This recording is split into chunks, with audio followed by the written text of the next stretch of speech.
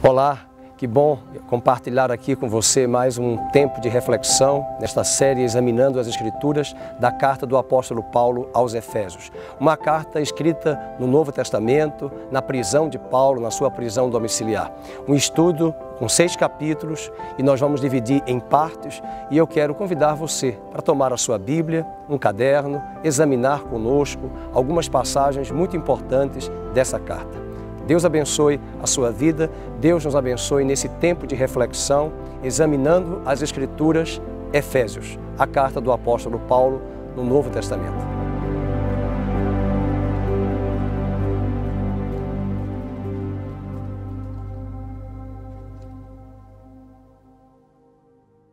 Paulo, apóstolo de Cristo Jesus, pela vontade de Deus, aos santos e fiéis em Cristo, que vivem em Éfeso.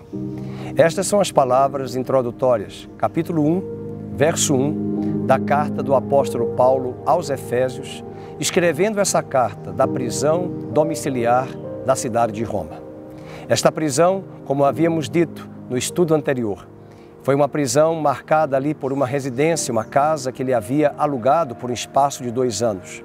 E naquele lugar, Paulo pôde receber fiéis, crentes em Jesus que residiam em Roma e oriundos de várias partes do império que iam a Roma para ouvir. Pôde escrever algumas cartas chamadas as epístolas da prisão.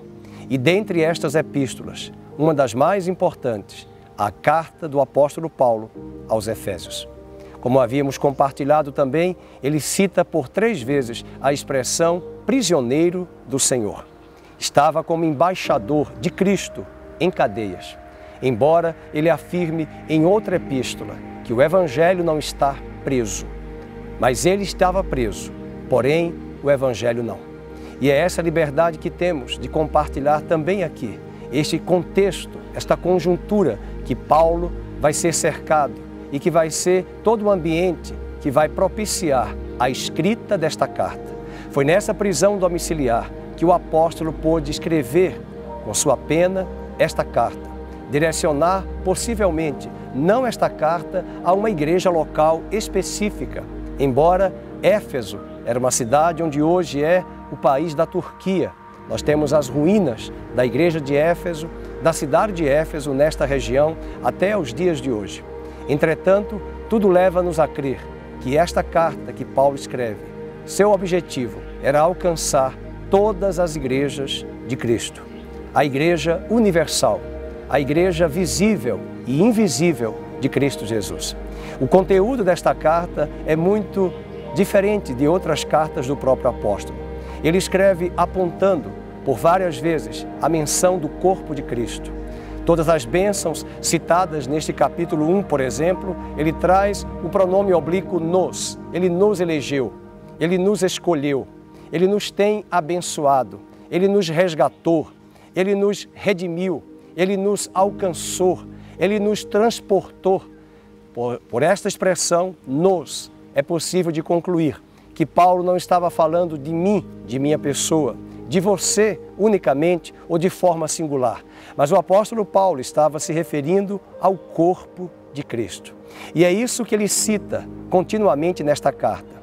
Uma menção do corpo de Cristo. Capítulo 4 também nos afirma: há um só Deus, há um só corpo, há uma só fé, há um só batismo, porque todos vós fostes batizados no corpo de Cristo. Uma carta de um conteúdo direcionado à igreja, à noiva, como ele mesmo apresenta o corpo de Cristo como a noiva do Cordeiro. Compara até mesmo o casamento de um homem e de uma mulher. Esse mistério dessa união literalmente mística entre um homem e uma mulher, ele traz o paralelo de uma grande união de Cristo e a sua noiva, o corpo de Cristo, a igreja. Nesse momento eu quero ler para você. Você pode nos acompanhar examinando também em sua Bíblia todas as bênçãos, algumas dessas bênçãos citadas no capítulo 1 da carta aos Efésios. Vejam comigo, capítulo 1, verso de número 3, o apóstolo diz: bendito Deus e Pai de nosso Senhor Jesus Cristo, o qual nos tem abençoado com toda sorte de bênçãos espirituais em Cristo Jesus. Verso 4, ele também afirma, assim como nos escolheu nele, nós fomos escolhidos, nós fomos eleitos no coração de Deus antes da fundação do mundo. Além disso, no versículo 5, ele nos predestinou para ele, predestinar, ter um destino prévio, separado, escolhido antes. Nos escolheu, nos predestinou para a adoção de filhos por meio de Jesus Cristo. Verso 6, para o louvor da glória de sua graça, que ele mesmo, vejam só, nos concedeu gratuitamente no amado, no qual, em Cristo, nele, nós temos a redenção pelo seu sangue, a remissão dos pecados, segundo a riqueza da sua graça. Você pode observar no mesmo capítulo a mesma expressão, nos escolheu, nos elegeu, nos predestinou. E ainda ele afirma no verso 3, nos tem abençoado com toda sorte de bênçãos espirituais nas regiões celestiais em Cristo. Eu quero finalizar perguntando, você conhece a sua identidade? Quem somos nós em Cristo? Quem é você em Cristo? Por todo o Novo Testamento aparece a expressão 169 vezes, em Cristo, nele, com ele e por ele. E essa é a nossa lição que aprendemos aqui. A nossa identidade, a nossa posição, a nossa estatura em Cristo Jesus.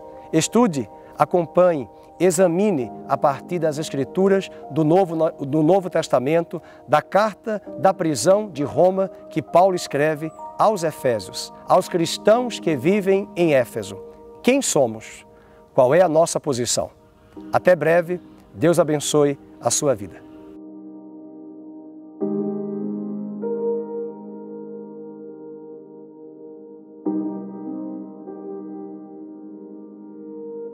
Olá, eu sou o pastor Fernando Henrique da Comunidade Cristã Nova Vida. Muito obrigado por compartilhar conosco mais uma mensagem e eu quero convidar você a acessar o nosso site ccnvida.com.br, bem como as nossas redes sociais. Deus abençoe, muito obrigado.